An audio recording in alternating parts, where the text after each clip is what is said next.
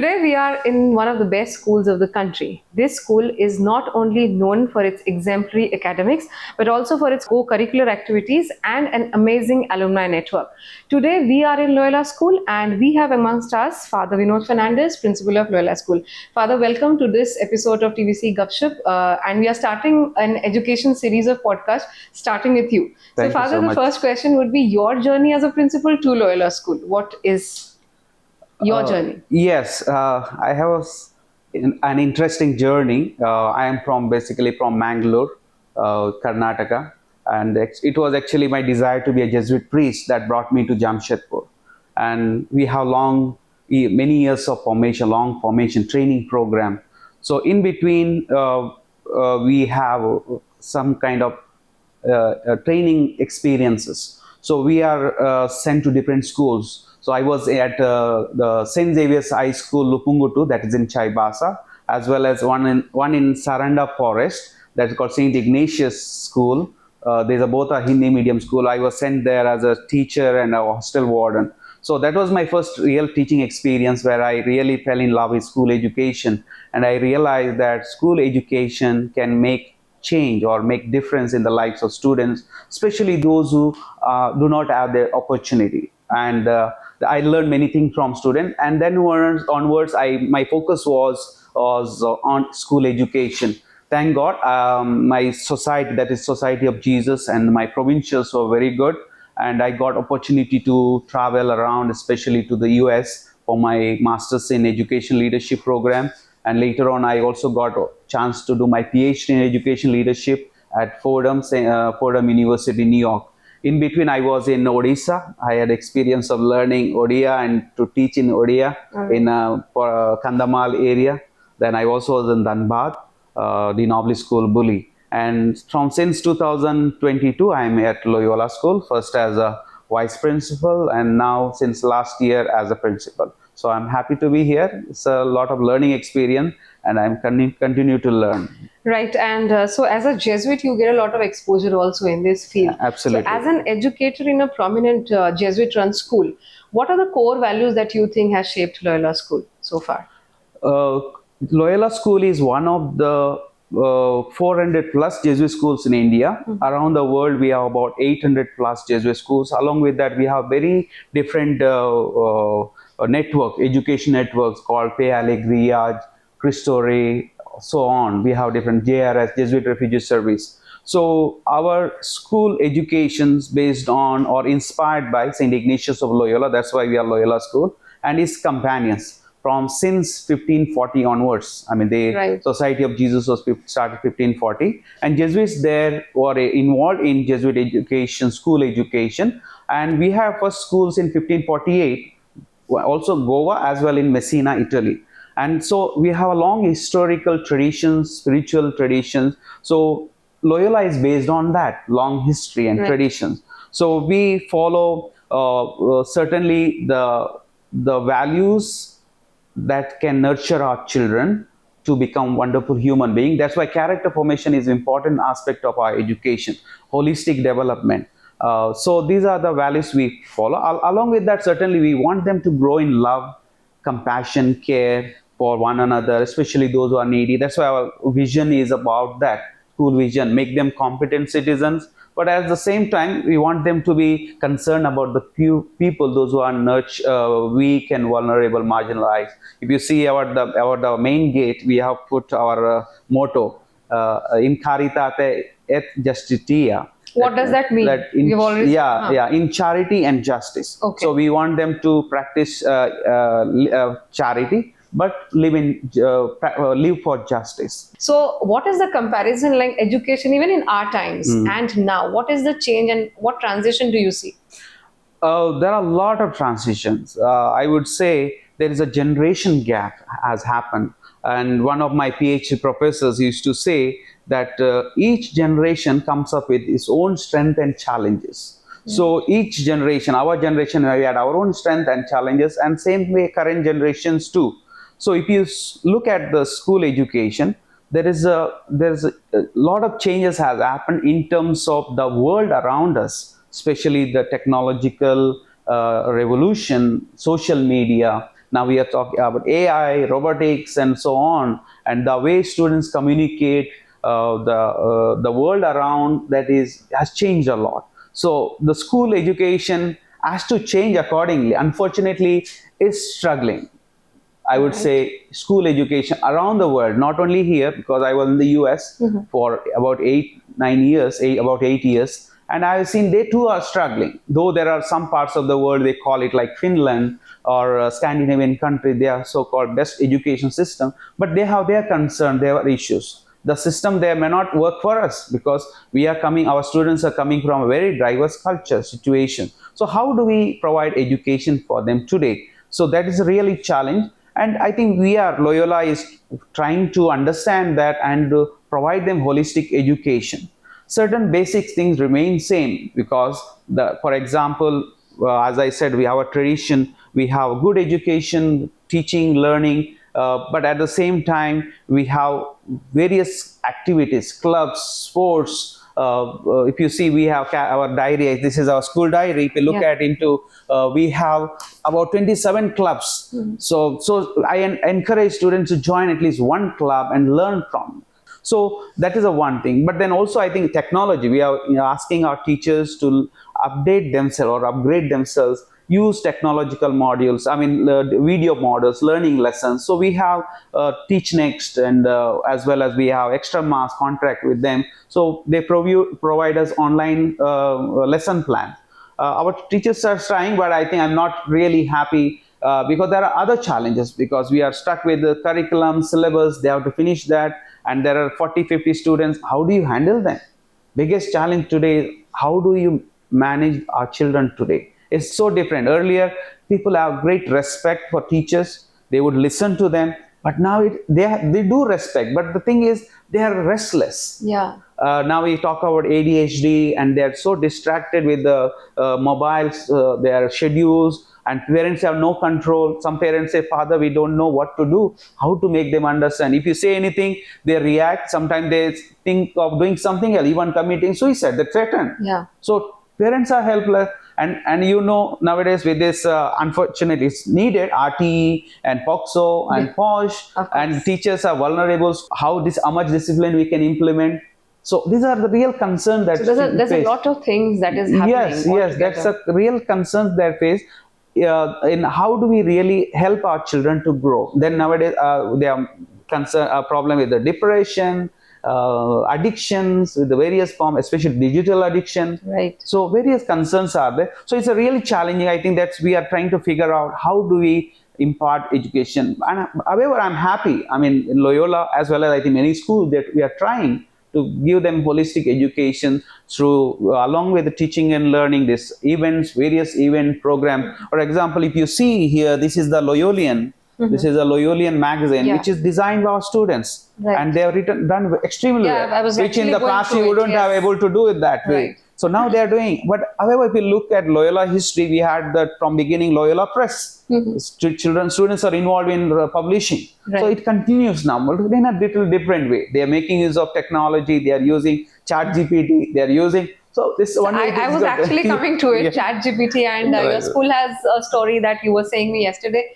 That how did you discover ChatGPT, and what are the challenges with AI now that students are into it? Even the parents want their students to make things easier. How is the school dealing with AI? Yeah, I see. It's a question very debatable. For example, whether it's AI is a boon or bane.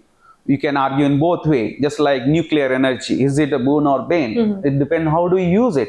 So I would say that it has challenges, yes, because especially in a world, it has helped the corporates, companies many ways, but at the same time, millions or thousands have lost their job because of AI. So in the school level, so it allows us to rethink our teachers' role.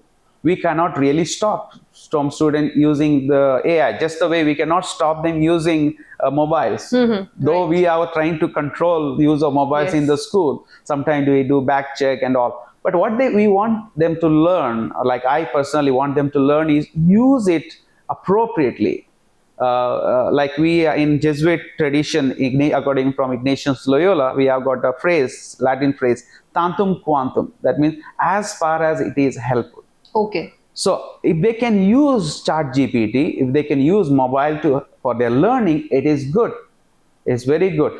Okay, they are using it for making assignments. All right, we say that, or I use it for assignment. But then, can you explain what you have written in your own Yes. words? So that's that why the learning continues. yeah. So we have got a Viva for them. That's why we give not only just written Yeah. assignment, but we ask them to explain what you have written, what have you understood. So that help them to deepen their Okay. understanding. So, Father, also because we are in today in Loyola School and there's a huge infrastructure in private schools, there are a lot of schools which are government schools or no, not so well-to-do schools. So there's a huge infrastructure difference. How do you see infrastructure plays a role in education? You know it. I mean, you are a student of Sacred Heart, Yeah. and you have experience of how it has helped you. Similarly, if you ask government school students, they would say that they miss a lot. For example, I wouldn't want to compare all government schools to be same, but unfortunately, though government is spending huge amount, Yeah. but it is not really reached to the students, unfortunately. Though they put up a building, but there is no maintenance, unhygienic conditions, washrooms and all. They make rules for the private school. There are hundreds of rules for private schools.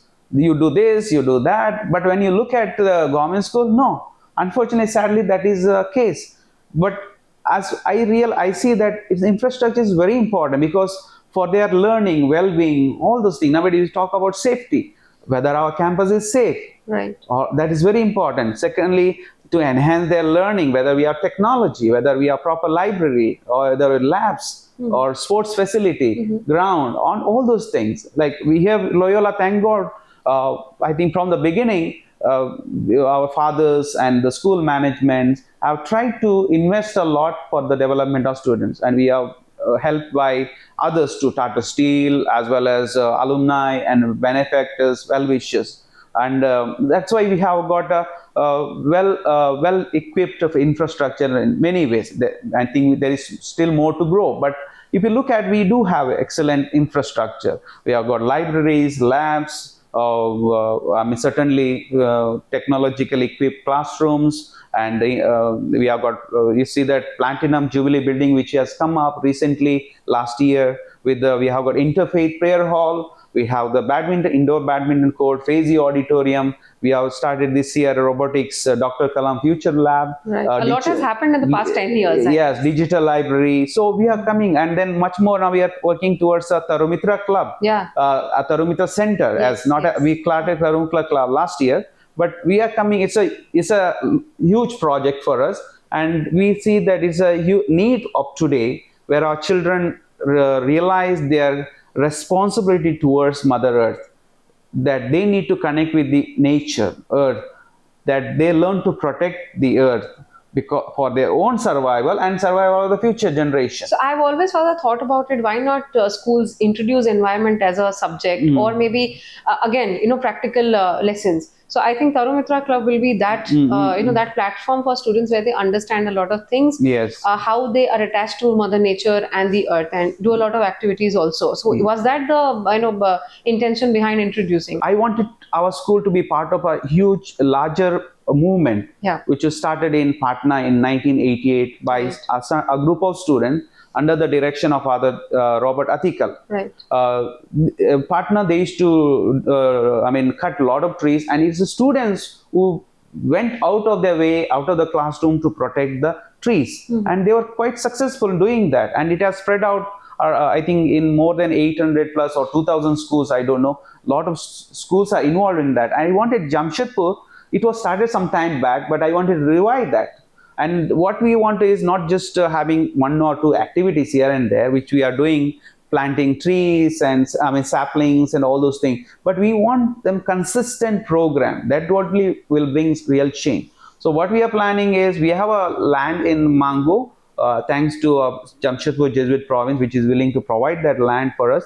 And we are having about 9 to 10 acres of land where we will put up an infrastructure where 100 students can go and stay there, maybe for 3 days, and spend the time with about nature, planting, and learning about trees, saplings, and all those things, right? And also about environmental concerns. So it will take them also away from their digital world to real world, natural world, to connect them with the nature and one another. So it will help in many ways. Right. So that's why Even in their in their upbringing and how they absolutely. see mother nature and Yes, earth, yeah. and how to the concerns they have, because human apathy is very dangerous now. So maybe they'll develop that kind of a feeling towards mother Right, nature. right. So we are talking about practical learnings.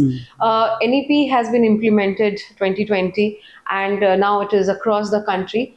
Foundation literacy and numeracy is also very important. I know Loyola had, the starting level was UKG, but now you had to introduce a couple of classes, maybe kindergarten. Nursery onwards. How did you take it, FLN, and all of us that are introducing the lower classes? Yeah, we add up to, I mean, from LKG we had till last year, and this year we introduced nursery according to NEP.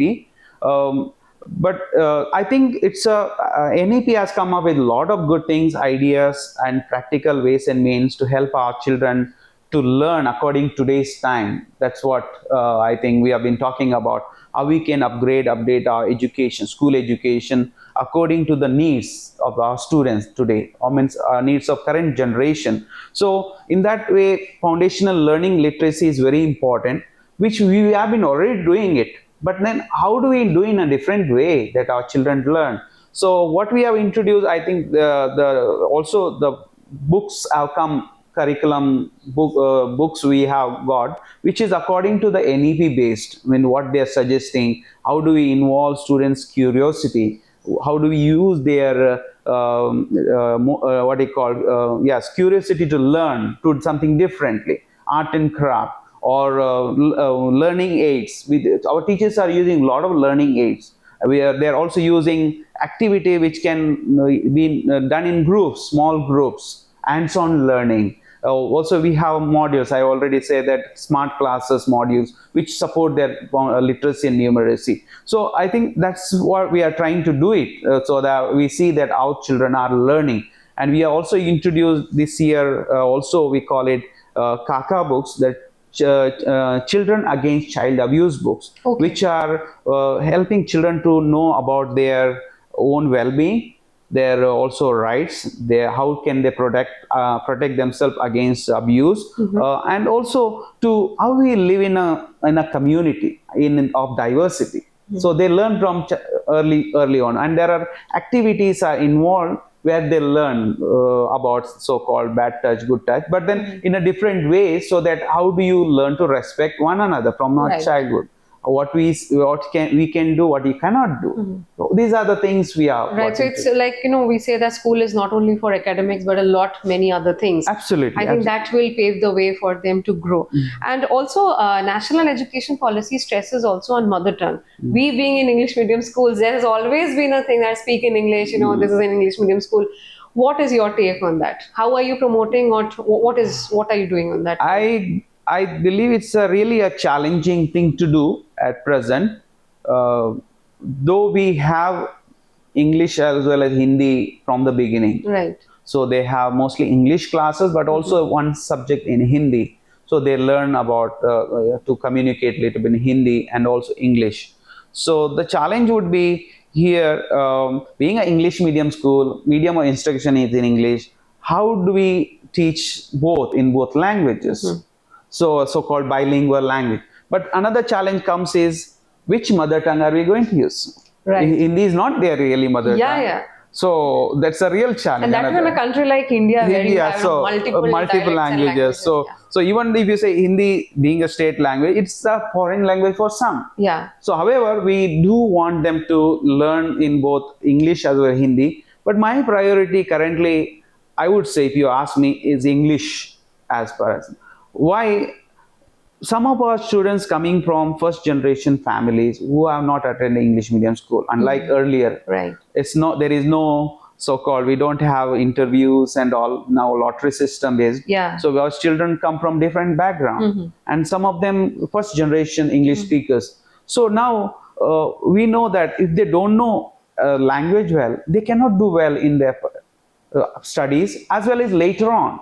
If you look at the long term, if you want to prepare them for the future careers, where we say communication is important, and when you want to see the outside world, it is English communication that is happening. Communication mostly in English. So I think that priority still we should keep up English, But at the same time, I want our children to learn good Hindi because that is our national language. Are there any other challenges apart from the language thing in NEP, if you have felt so? Yes, actually, the challenges would be with regard to the concept called skill development. Like 678 government NEP wants that we should have introduced courses or bagless days or sessions regarding skill development. It's a very good thing, but I don't know whether at this stage they are ready for it. At that age, if they are Yeah, ready, at that they are ready for it. So that is my concern. However, I think bagless is an excellent thing. I can give you recently what we did was few activities we conduct, and children loved it. So for class 6, we took them to all the religious places in the city to know about other religious cultures, traditions. So they get the first-hand experience, what they're hearing more than from the and that it should come from the right source. Yes, right. So they go to the temple, mosque, or church, or gurudwara, and they listen to the priest there and directly ask them questions and all. So it was a very beautiful experience for first hand. And the campus, we also have an interfaith prayer hall. We do conduct interfaith prayer service. Secondly, for the class 7, we had a session, half-day program on various art and craft of Jharkhand and India, like terracotta painting, mask making, then pottery making. So various things like mat making, basket making. So this was a first-hand experience. It's kind of in line with the NEP, and they really loved that, enjoyed that. You know, when we talk about Jamshedpur, because we have very good schools here, and it is very famous for its schools, but there's a lot of brain drain also in other states. And also, I got to know that there are 10 lakh students who also move abroad from India. I know there are students of Loyola School also who has moved abroad in other countries for higher education and so on. You also have been to US. What is your take on that? Do you think it's a very good, if they get an opportunity, it's a good take on their part to get educated in other countries or abroad? See, I think that we have to come to now basic desires of students and the parents. We have to see. Jamshedpur is excellent for school education up to class 12. But look at higher education. They have to go out. There are few opportunities, NIT and all those things, but it all depends on whether they'll be able to get in there. Okay, that's the thing. And there are universities are there. But I think students now look for exposures. They go to the metropolitan cities, Bangalore, many go for Delhi, Kolkata and other places. And some look for even beyond. And there is nothing wrong in that. There is nothing wrong. I would say that is a human desire always to look for higher, greater. So that's what. So do you think learning happens in a better way if they go abroad, and because the cultures are very different? See, in every place I would say there are pros and cons. So I would say that maybe going immediately undergrad may not be that helpful. Then going maybe for higher education, like maybe they go for post-graduation studies. When I went for my post-graduate studies and then PhD study. It was certainly helpful. It has both pros and cons. Again, I tell them. So, but the students, what I think parents look for is that they want to get settled down their life early. So if they think that there is a many desire like American dream. Yeah. So it's so-called American dream. They go to America, they'll get settled down, but it's not true. Yeah. Unless they get good education and job, then fine. But there are many people who are jobless. Yeah. So many, and with this advent of AI and robotics, many are losing job. And there is no job security even in US, and people are getting fired from their jobs in Google, Facebook, Meta, and all other places. So it's very challenging there. However, I think people still look for opportunities. One biggest thing in education in abroad, as when I was, is that there is much more what you call opening into look for various interdisciplinary approach, which NEP is trying to bring in India now. Interdisciplinary approach, which is helpful for higher education. Students, otherwise we get stuck with, okay, you have to be only taking these courses, these particular courses. And the credit system is very helpful too. But it comes with its own challenges. I think to come to that level, I think we have to have a lot of investment from the government side, private sector, so that our students remain here and get job and come up with a new job like entrepreneurship as you are doing, coming up and they said, okay, let me start this kind of projects here. Right. And many are doing it. Like I know a couple of our alumni members, they are here. They had gone maybe out for studies, but they have started their own businesses. Okay. And they are doing extremely well. So you agree that, because we have been told that traveling is one of the best forms of education. The more you travel, the more you know about the world. One is through books and one is through travel. So I Yeah. think that gives you a lot of exposure also. Absolutely. And it's opened up our worldview. I think nowadays we should think about global citizenship, what we are talking about. Just other day I had interaction with one of our illustrious alumnus. His name is Ujjal Singh Bhatia. He's an IAS officer who passed out in 1967 from Loyola. He was 2 decades in Odisha. Then later on, he was in Delhi, and he got, I think, opportunity to work with the UN in World Trade Organization court. He was even judge. He was a judge, and he said his world we opened up when he went there. He interacted with people coming from different walks of life, and certain issues are common for us. I think what happens is our human mind. You can see.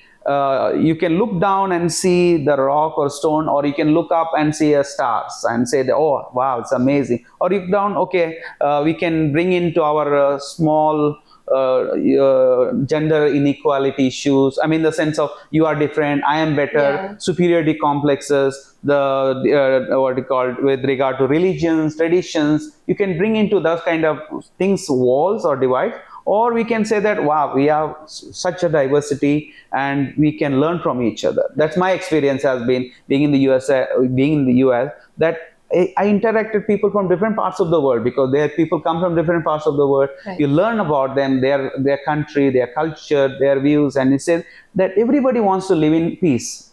Everybody wants to want to be happy. Why this unnecessary tension, problems, war, violence? I think that's what we need to build in schools, that our school education not just get a job, but helping our children to live in peace and harmony. Right. So that is the ultimate goal. That should be the ultimate goal of our education, and they learn here. Yeah. That's what when our children, when the alumni, they do that, whenever they are, and they become role model for others. Right. And so how I'm does very a strong happy about alumni network help? I'm very happy and proud of our alumni association. It's very old, and they have been functioning. Very old and one of the best. One of the best even among the Jesuit institutions. It is one of the best. I can give you example of what they do in support of our motto. For example, charity. In charity, we say we have a Saturday clinic, which today is Saturday and evening. You will find our doctors, volunteers coming here, helping those who are need medical help. And this Saturday clinic has been functioning last 37 years. I know, without a break. Without a break, except for COVID time. That is because of the lockdown. Yeah. They were forced to do the lockdown. Otherwise, it's continued 37 years, and it is supported, sponsored by themselves. We just provide the infrastructure here, and it has been functioning well. I mean, lot of lakhs and lakhs people have been benefited because of that. And then last year, previous year, we have started dental clinic. So our dentists also sit there. Okay. Those who want, they have. And apart from that, we conduct medical camps in rural areas and all. And if somebody needs some specialized help, they are willing to help. Right. That's the one thing. Then apart from that, they are there in various ways, like traffic management. There are people, they volunteer to do the traffic control in the afternoon. They come to help us conducting various. Other day we had cyclothon. It was organized by them. We have they come to conduct sessions when our teachers go to examination evaluation, especially ICAC and ISC evaluation. There's a gap. They come there, they come and conduct session for them. So we also have started a group of entrepreneurship or career counseling, where our alumni will help our students to look for future, look in a future, for guidance, so that they can look in not only just NEET or this one, JEE, but look beyond that and see that, okay, there are immense possibilities of working on various jobs or careers in life. Guidance that is provided to the students also. Right. Like, now nursery admissions are just approaching. So now the lottery or the activities will begin. So Jesuit schools anyways have an edge that people think. So how do you see this, and what would you like to tell them? I'm happy for their respect, love, admiration for Loyola, but we have to be realistic. It's not possible to that every child get in here. I think every school tries to give good education. So parents should look around and see where they can get the school closer to their house would be ideal, because the nursery children are small, and then they should try there. So I would say for as loyal, I'm grateful to God and also our people in Jamshedpur, particularly our parents and alumni who are always there. We always try to give good education. That is, we call it magis, Jesuit ideal of magis. That more we trying to do, give more to our children so they do better.